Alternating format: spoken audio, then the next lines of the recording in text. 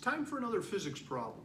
A car traveling initially at 6 meters per second accelerates uniformly, so nice kind of steady rate, at a rate of 0.92 meters per second squared for a distance of 275 meters.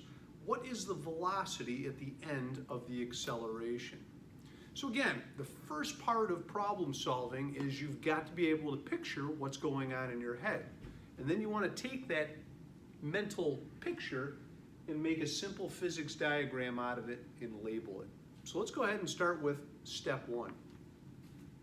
So we got a car initially, it's traveling at 6 meters per second, and then it accelerates. In this case, it actually begins to speed up at 0.92 meters per second squared. So each and every second, it's gaining an additional 0.92 meters per second of velocity.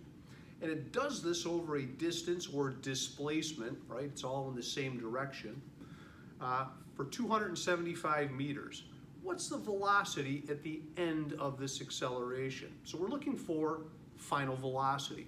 So let's go ahead, take that thought, and let's go ahead and draw a physics diagram. So here's the car.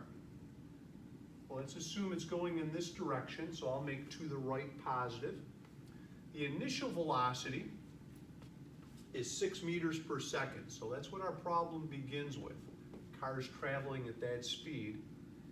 It begins to speed up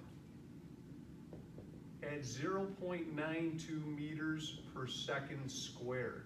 So each and every second, it's gaining 0.92 meters per second of velocity. And then we want to know how fast is it going at the end. We also know the distance or the displacement. So that's going to be 275 meters. So in this case, the distance and the displacement are going to be the same. Well, same magnitude, right? So I'll leave it like that. So there's our diagram. This is our given information or our known information, and this is our unknown information. Now we've got to go about picking the correct equation. So we definitely want an equation that's got final velocity in it. We absolutely need that. And remember, don't rule out the equations that have delta V, because what is delta V? Delta V is actually what? Final minus initial in disguise. And what is average velocity? Well, that's initial velocity plus final velocity divided by 2 in disguise. So we got to keep those in mind also.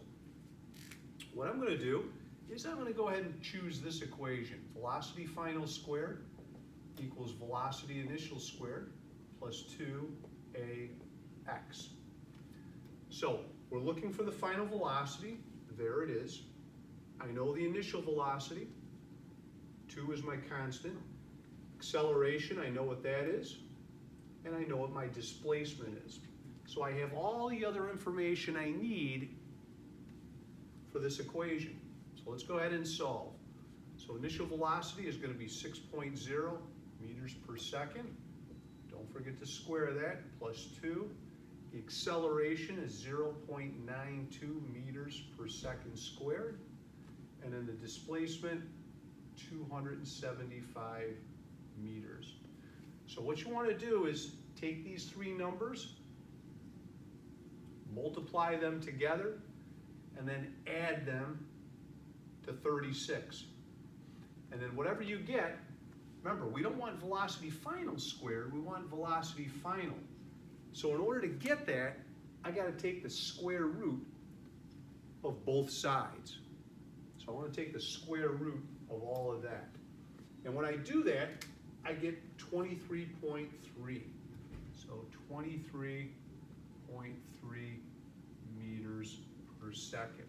And if you're using significant digits, we would actually round off to 2 significant digits. So ideally, this would be 23 meters per second when we round off. And that's going to be it for this physics problem.